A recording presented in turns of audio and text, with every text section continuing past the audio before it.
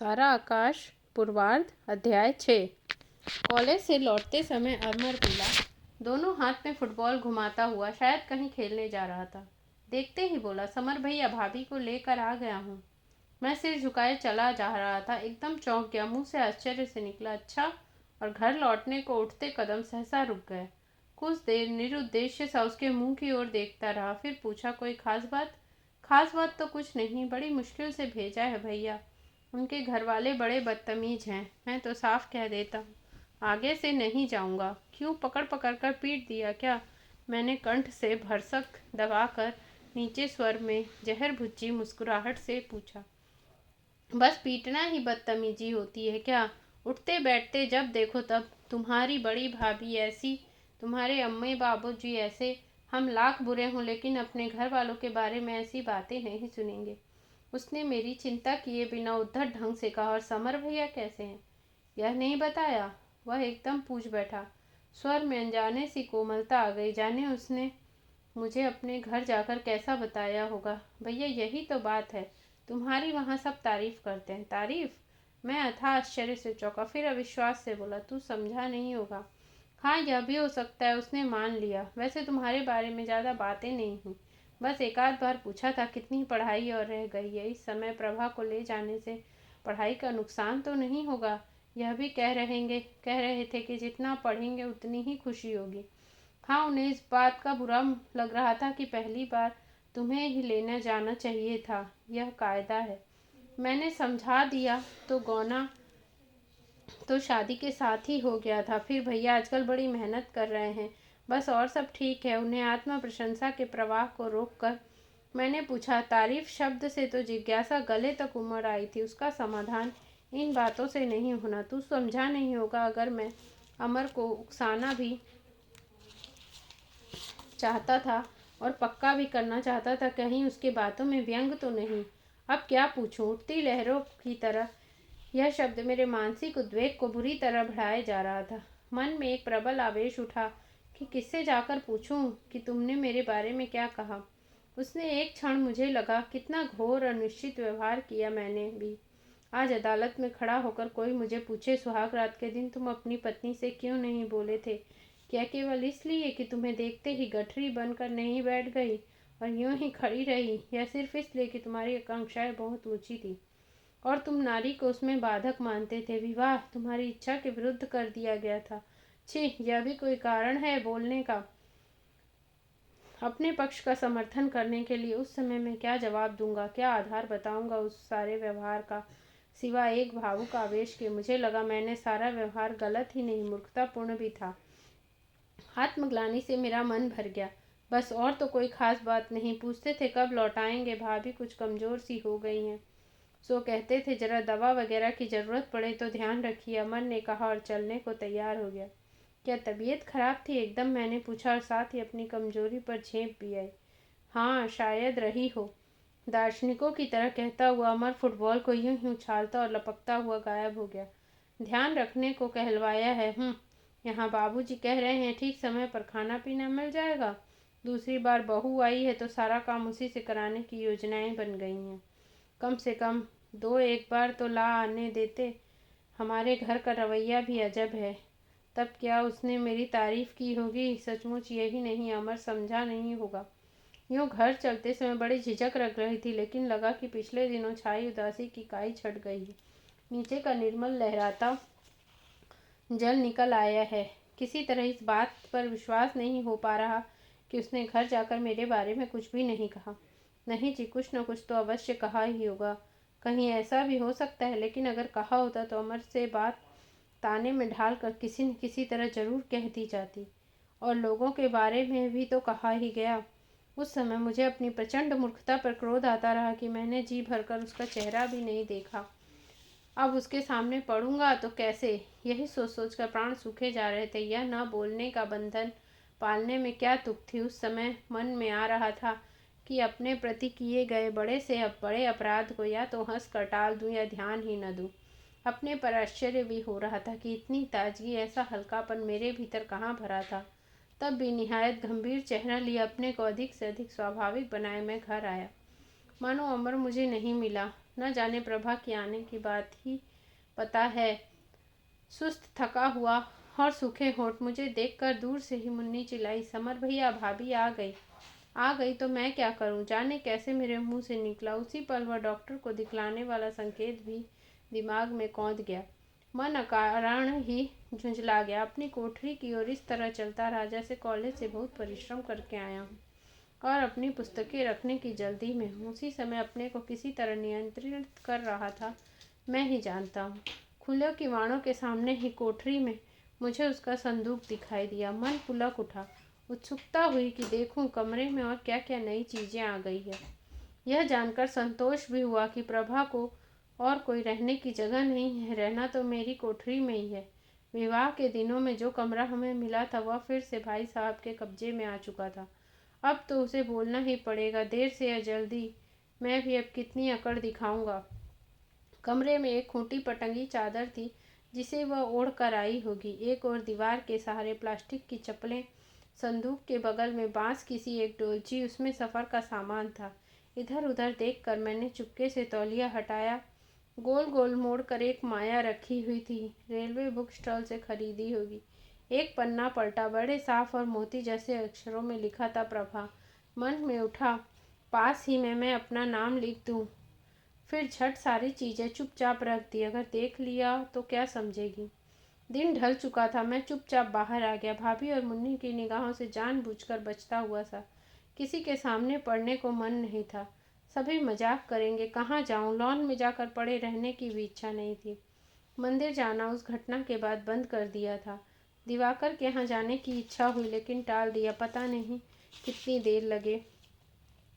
यूँ सड़कों पर भटकता रहा। छोटे छोटे ठेले लगाए। पंजाबी शरणार्थियों ने साबुन साग की फेरियां लगानी शुरू कर दी थी। लड़के मूंगफली और चना बेचने लगे थे। कुछ फुटपाथों पर, काठ के टुकड़ों पर, दुकानों पर कपड़े बेचने लगे थे। एक बात माननी पड़ेगी, कितने साहस और अध्याय से इन लोगों ने अपने को जमाना शुरू कर दिया है। इतने भयानक कष्टों के बाद, ऐसी प्रलय से गुजर चुकने के बाद हम लोग तो केवल भीख ही मांगते पड़े रहते। क्या क्या नहीं इन्होंने सहा, क्या क्या नहीं देखा। अगर छूटे हुए वैभव को, बिछड़ती हुई धरती को याद करते, मरे हुए को रोते हैं तो फिर नए सिरे से उधम में लग जाते हैं। औरतें दिन रात नलों के पीछे बैठी कपड़ा कूटती रहती हैं। बहुत दिन बाद याद आया कि मैं संघ के बौद्धिकों में भी नहीं गया, उधर ही चलो। लेकिन इतने दिन ना आने का क्या कारण दूंगा? झेप भी लगेगी। आज ही नहीं, फिर किसी दिन चला जाऊंगा। पिछला सारा विषाद और सारी चिंताएं कहाँ चली गई, मुझे खुद आश्चर्य था। कल जब इसी समय इसी पुल से गुजर रहा था तो तनाव से नसें फटी जा रही थी। यह प्रभा सच ही बहुत गहरी और समझदार लड़की है। कोई और लड़की होती तो घर जाकर मेरी बुराई करती कि मुंह दिखाने की हिम्मत न पड़ती। बताया होगा कि पढ़ने में व्यस्त है, परीक्षा आ रही है। यही तो फ़र्क है एक पढ़ी लिखी लड़की और बेपढ़ी में। हाँ, हमारे यहाँ भी उन दिन जरा सा नमक ज़्यादा होने से बवेला मचा। अरे आदमी है, जरा नमक पड़ ही गया तो क्या मुसीबत आ गई। और अब उसे क्या ज़िंदगी भर माफ़ नहीं किया जा सकता? भाई नई नई बहू आई, घबरा गई होगी। नई जगह, नए आदमियों के बीच, और अम्मा और भाभी जैसे भयानक आलोचक। बेचारी बौखला गई होगी। मुझसे ही कह दे कि क्लास में खड़े होकर एक पेज पढ़ लो तो एक लाइन भी पढ़कर नहीं सुनाई जाएगी। खड़ा खड़ा हकलाता रहूँगा, सारा शरीर पसीना पसीना हो जाएगा। आज से ही मैं शुरू से बहुत जल्दबाज रहा हूँ। जरा कोई बात देखी नहीं कि झट अपने विचार बना डाले। यह मेरी बहुत ही बड़ी कमजोरी है। मुझे इससे पीछा छुड़ाना ही होगा। इस सारी घटना में सारा दोष तो मेरा ही है, उसका कोई कसूर नहीं। इस समय मैं पुल के दीवार के सहारे खड़ा खड़ा नीचे दूर तक चली जाती रेल की पटरियों को देख देख कर आश्चर्य करता रहा। वे कौन सी और ऐसी दुश्चिंताएं रही होंगी जिनके कारण मंदिर के उस कोने में बैठकर मैं सिसक सिसक कर रोया हूँ। क्या ये बातें वास्तव में इस लायक थीं कि उन पर यूं बैठे सिर खपाया जाए और रोया जाए?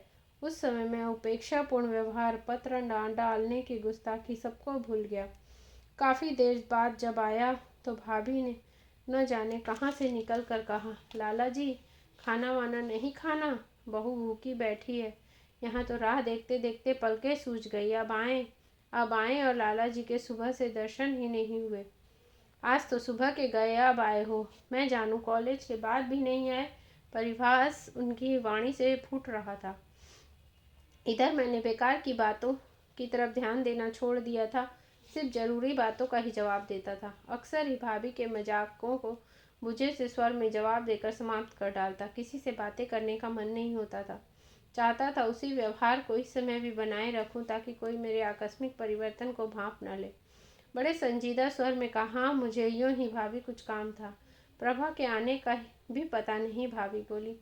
मैंने यूं ही चेहरे की तरफ देखा, मानो उसकी बात को नहीं समझा। फिर सहसा जल्दी मचाता सा बोला, मुझे कुछ नहीं पता, तुम मुझे पहले खाना दे दो, भूख लगी है, फिर बैठ कर पढ़ना है।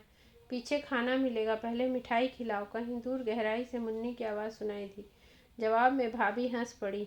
अरे इन्होंने खिलाई मिठाई, ससुराल की मिठाई खाने को तो बड़ी जल्दी लपकेंगे। वह हंसते समय सुंदर लगती है। अरे तुम छोड़ो मिठाई विठाई भाभी, मुझे तो सूखी रोटी दे दो, यही बहुत है।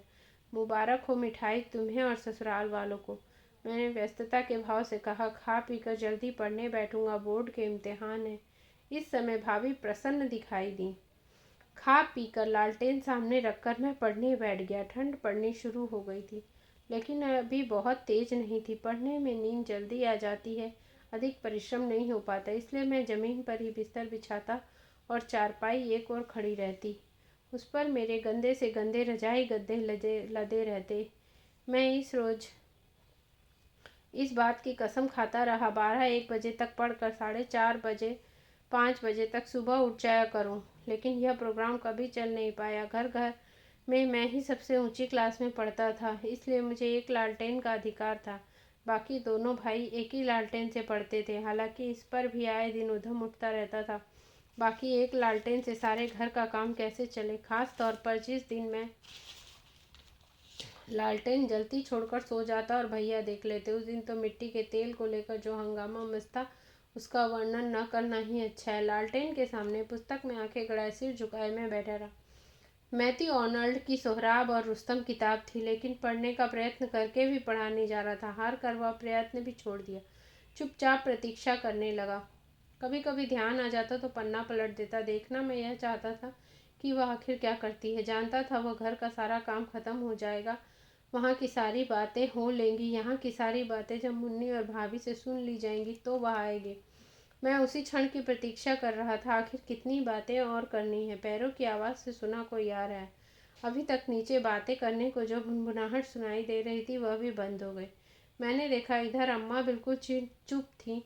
वे स्पष्ट उपेक्षा दिखा रही थी। उन्हें ज़्यादा लगता है, सो चुपचाप रजाई ओढ़े हाथ में माला की थैली लटकाए मन ही मन उसकी गुर्रियाँ गिन रही होंगी।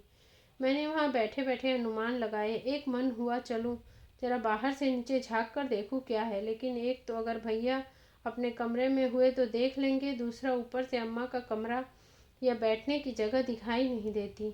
यूँ मैं डरता डरता सा अनावश्यक रूप से बाहर छत के एक मुंडेर के सहारे बनी मोरी तक हो आया।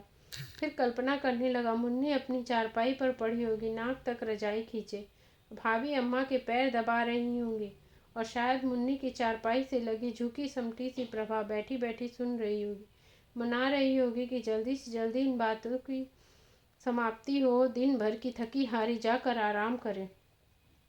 लगा दरवाजे पर आकर कोई चुपचाप खड़ा है। छाया से जाना वही है। यूँ तो मुझे पढ़ता देखकर या भीतर आने में झिझक रही थी। कुछ देर बाद भीतर से ढंग से आकर उसने इतना आहिस्ता से सिंदूक खोला कि जरा भी आवाज़ न।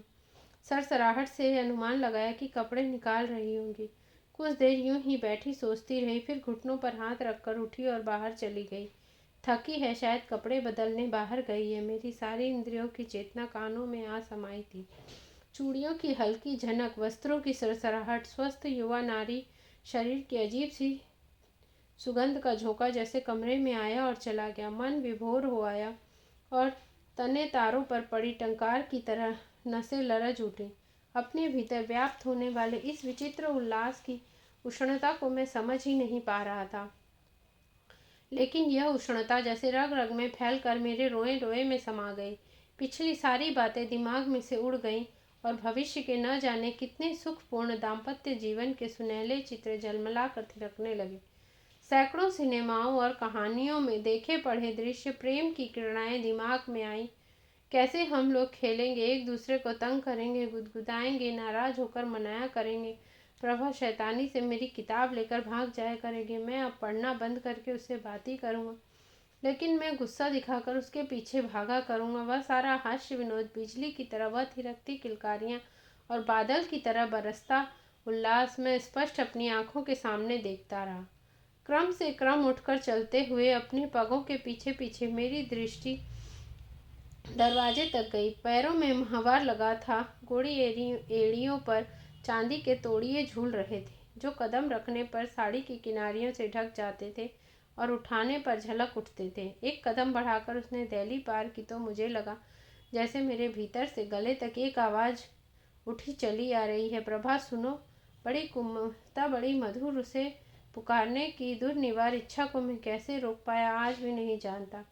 मुश्किल से मैंने अपने आप को समझाया कि वह कपड़ा बदलने गई है और अभी आती होगी। किताब, कागज, पढ़ाई सब मेरे सामने से चले गए।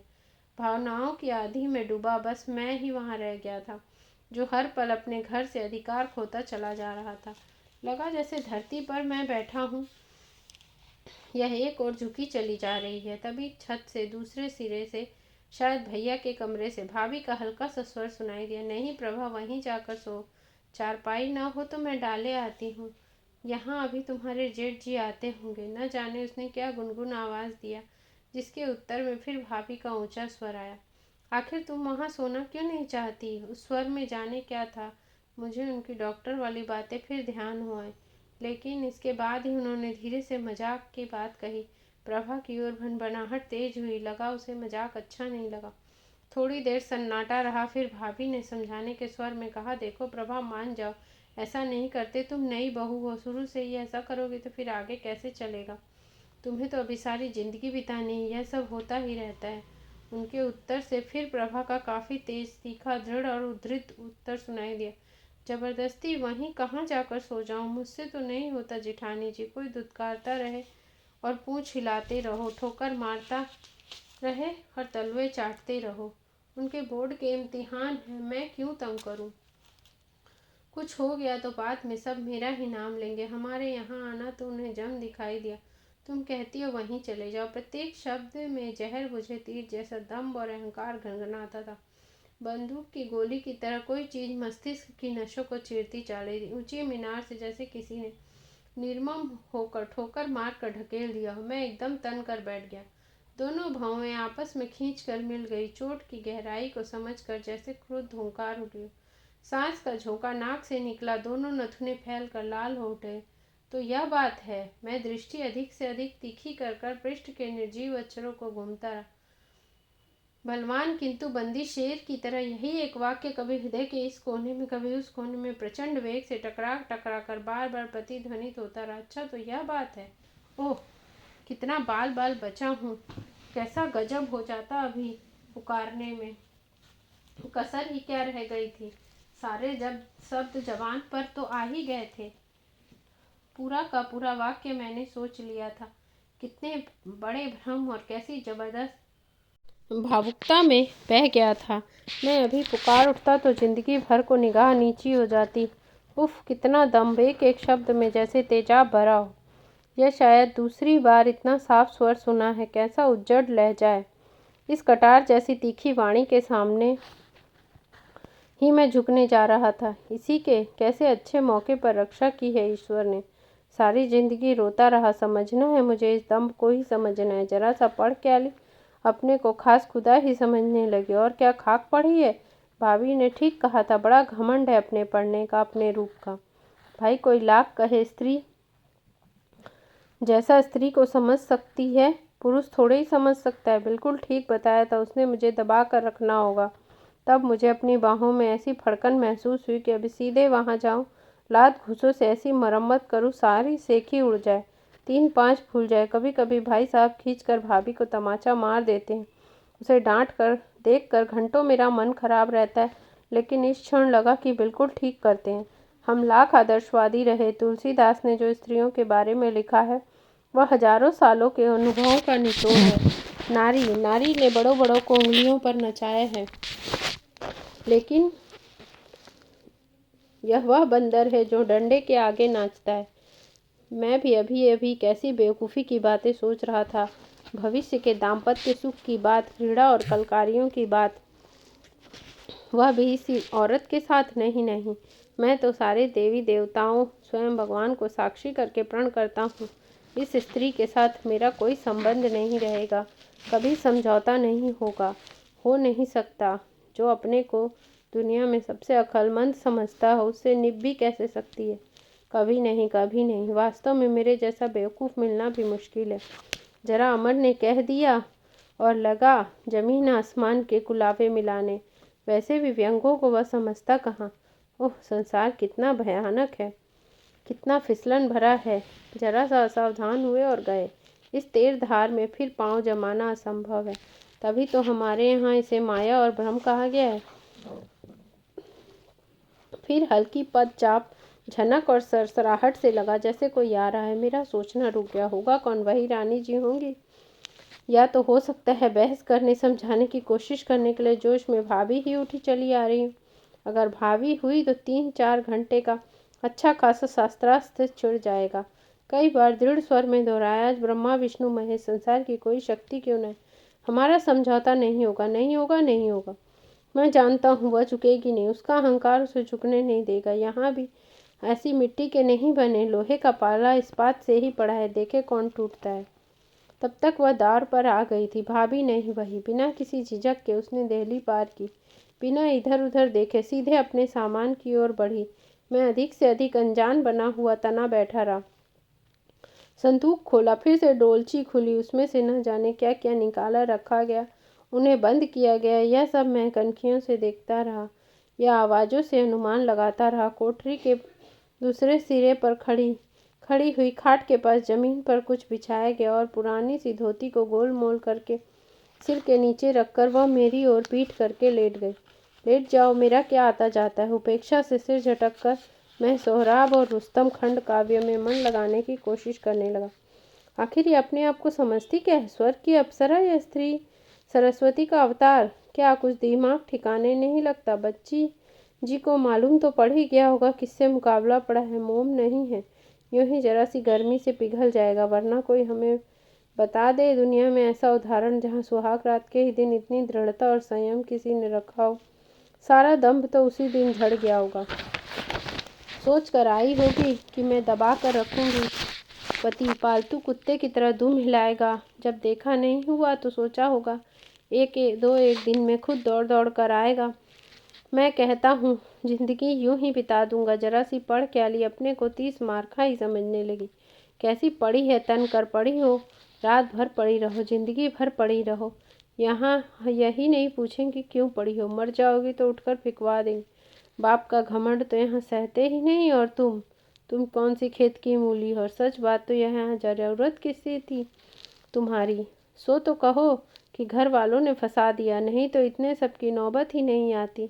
अपने घर ही खुश रहती। हमने समझा था चलो समझदार होगी, वहाँ समझ जा। जिंदगी में जाने नहीं होती क्या चिड़िया है। कुत्ता समझता है गाड़ी उसी के बल चलती है। कहाँ दलदल में फंसा दिया हमें तो बाबूजी ने, वरना अपने खेलते थे और मस्त रहते थे। खैर अब दो हाथ यह भी सही। रात गहरी होती चली गई। आसपास दूर की साएं साएं करते गली बाजारों में कभी चौकीदार की लंबी लयपूर्ण आवाज़ लहराते फीतों की तरह एक सिरे से दूसरे सिरे तक चली जाती, जिससे रों की तरह लरसती प्रतिध्वनियाँ इधर उधर फहरा कर डूबती सी लगती। कहीं कहीं दूर पर विचित्र स्वर में रेल के इंजन भां भां करके चीख उठते। निर्द्वंद भयानक दैत्य की तरह उठकर ऊपर खड़ी होती हुई उन आवाज़ों के नीचे कुत्तों का भौंकना ऐसा बचकाना लगने लगता जैसे ऊंचे चिकने लोहे के लट्ठों के आसपास चूहे उछल कूद रहे हों। कभी इक्के तांगे अपनी भारी खड़ खड़ घोड़े के गले में बंधी घंटियों से वातावरण गुंजाते चले जाते। फिर गहरे सन्नाटे में लिपटा सब कुछ करवट बदल सो जाता। बिना किसी भी ओर ध्यान दिए मैं अपने सामने प्रभा की काल्पनिक मूर्ति बनाकर जोशीले ढंग से उससे जाने क्या क्या सवाल जवाब करता रहा। भाषण देने का उस समय दौरा आ गया। अपनी पिछली सोची हुई एक एक बात को मैं क्रोध से दोहराता, दुगने वेश से उनका उत्तर देता, उनकी व्यर्थता या अपनी बेवकूफ़ियों पर गाली देता और उसे छोड़कर अपनी बात उठाता। रह रहकर और निष्क्रिय क्रोध से दांत पीस पीस कर कहता, प्रभा जी अभी समझी नहीं हो, अपने भाग्य ने किसके सामने लाकर खड़ा कर दिया है। जब समझ लोगी तो जानोगी मैं आदमी कैसा हूँ। फिर सोहराब और रुस्तम की पंक्तियों को ऐसे आत्मविश्वास से दोहराता मानो वे इसी अवसर के लिए लिखी गई हैं। ये वे पंक्तियाँ थीं जहाँ रुस्तम को ललकार कर सोहराब कहता है, हजारों युद्ध क्षेत्रों में मेरा वास्ता पड़ चुका है, लेकिन आज तक कभी वह मौका नहीं आया मुझे युद्ध क्षेत्र छोड़ना पड़ा हो या मेरा दुश्मन जिंदा बच निकला हो। प्रभा जी याद रखे, never the field was left nor the force saved. हाँ, मेरा पहले दिन का व्यवहार बिल्कुल ठीक था, उसमें कोई भी बात अनुचित नहीं थी। ऐसे व्यक्ति के साथ ऐसा ही होना चाहिए। आज से तो इसका मान मर्दन मेरा पहला लक्ष्य हो गया। और रात की पहाड़ी घाटियों से अंधकार का काला झरना चुपचाप फिसलता रहा, लहर लहर की तरह क्षण क्षण पर बीतते रहे। रात गुजरती रही। काफ़ी देर से एक सी जलती रहने के कारण लालटेन की बत्ती एक सिरे की ओर कुछ अधिक जल चुकी थी, इसलिए दूसरे सिरे से लौ काफ़ी ऊंची उठने लगी। मैं चुपचाप बैठा सोचता रहा, सोने की याद ही किसे थी उस समय। कभी सामने सिकुड़ी पड़ी प्रभा को घृणा से देख लेता, फिर अपने आप में खो जाता, मुंह दिखाकर विद्युत सा दोहराता, हम यहाँ नहीं जाएंगे। फिर अब क्यों आई? ऐसे ही तो थी वह, वहीं यहीं डूब मरती। बत्ती का संतुलन बिगड़ गया था, सो धुआं तेज होता रहा। लालटेन के सिरे से धुएं की गांठें जमती रही, सांस की चिमनी पर कालिमा की परत चढ़ती रही।